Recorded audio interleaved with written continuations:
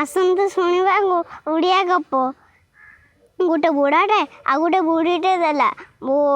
ବୁଢ଼ୀ ଜଟେଇଲା ଦାଣ୍ଡ ବାରଦ୍ୱାର, ବୁଢ଼ା ଜଟେଇଲା ଦାଣ୍ଡ ଦୁଆର।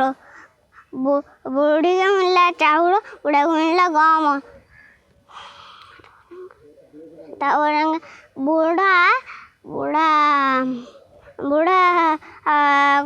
ବୁଢ଼ା ସେ ଯାକ ରଖିଦେଲେ।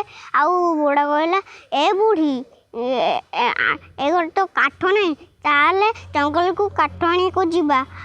ଆଉ ବୁଢ଼ୀ କହିଲା, ଆଉ ତାପରେ ଯାଇକି ବୁଢ଼ା ବୁଢ଼ୀ ଜଙ୍ଗଲକୁ ଗଲେ। ତାପରେ ଯାଇକି ତାଙ୍କେ କାଠ ତୋଳୁ ତୋଳୁ ବାଘ ମାମୁଁ ଆସିଲା। ଆଉ ବାଘ ମାମୁଁ କହିଲା, ତମେ ଏଠି କ'ଣ କରୁଛ? ତାପରେ ଯାଇକି ବୁଢ଼ା କହିଲା, ଆମେ ଏଠି କାଠ ନେଉଛୁ ପିଠା କରିବା ପାଇଁ। ତାପରେ ଯାଇକି ବାଘ ମାମୁଁ କହିଲା, ତମେ ପିଠା କଲେ ମୋତେ ବି ଦେବ। ତାପରେ ଯାଇକି ବୁଢ଼ା ବୁଢ଼ୀ କାଠ ନେଇକି କଲେ। ତାପରେ ବୁଢ଼ା ବୁଢ଼ୀ କାଠ ଖାଇଦେଇଛି। ତାପରେ ଯାଇକି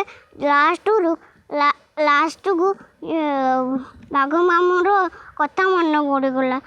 ଆଉ ବୁଢ଼ା ବୁଢ଼ୀକୁ କହିଲା, ଏ ବୁଢ଼ୀ ବାଘ ମାମୁଁ ଯେଉଁ କହୁଥିଲ ସେଇ ଯାକ ତ ଆମେ ଭୁଲି ଯାଇଥିଲୁ। ତାପରେ ଯାଇକି ବୁଢ଼ୀ କହିଲା, ଏ ବୁଢ଼ା ତୁ ଯାଇକି ଗୋବର ଆଣେ, ମୁଁ ଯାଇକି ସିମେଣ୍ଟ ଆଣିଛି।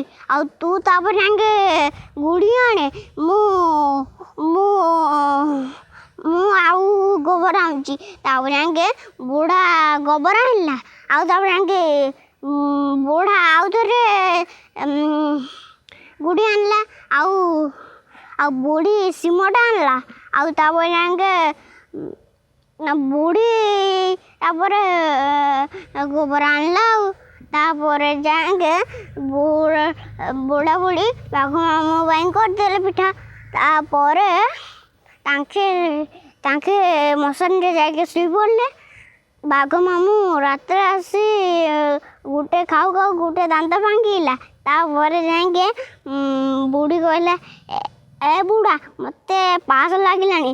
ବୁଢ଼ା କହିଲା, ଏ ବୁଢ଼ୀ ତୁ ଧୀରେ ପାସ ବସେ, ନହେଲେ ବାଘ ମାମୁଁ ଖାଇଦେବ। ଆଉ ବୁଢ଼ୀ ପୁରାପୁରି ତାପରେ ଯାଇକି ବୁଢ଼ା କହିଲା ବୁଢ଼ୀକୁ, ଏ ବୁଢ଼ୀ ମୋତେ ପାଡ଼ ହେଲାଣି। ତାପରେ ଯାଇକି ବୁଢ଼ା କହିଲା କ'ଣ ବୁଢ଼ୀ କହିଲା, ଧୀରେ ଆସ୍ତେ ପାଡ଼େ, ନହେଲେ ବାଘ ମାମୁଁ ଜାଣିଯିବ। ତାପରେ ଯାଇକି ବୁଢ଼ା ପୁରାଟି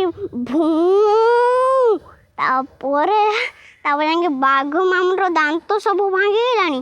ବାଘ ମାମୁଁ ତାଙ୍କ ଦେଖିଲାନି, ପଳେଇଲା। ଆଉ ମୋ ଗପ ସରିଲା। ମଲ୍ଲି ଫୁଲ ମାରିଲା, ହେ ଫୁଲ କାହିଁକି ମୋତେ ପାଣି ଦେଲାନି? ଏ ମଲ୍ଲି ତୁ କାହିଁ ପାଣି ଦେଲୁନି? କାହିଁକି ମୋତେ ପିମ୍ପୁଡ଼ି କାମୁଡ଼ି ଦେଲା? ଏ ପିମ୍ପୁଡ଼ି ତୁ କାହିଁକି କାମୁଡ଼ିଲୁ? କାହିଁକି ମୁଁ କଷି ଆଣ୍ଟି ଦେଖିକି କାମୁଡ଼ି ଦେଲି। ଆଉ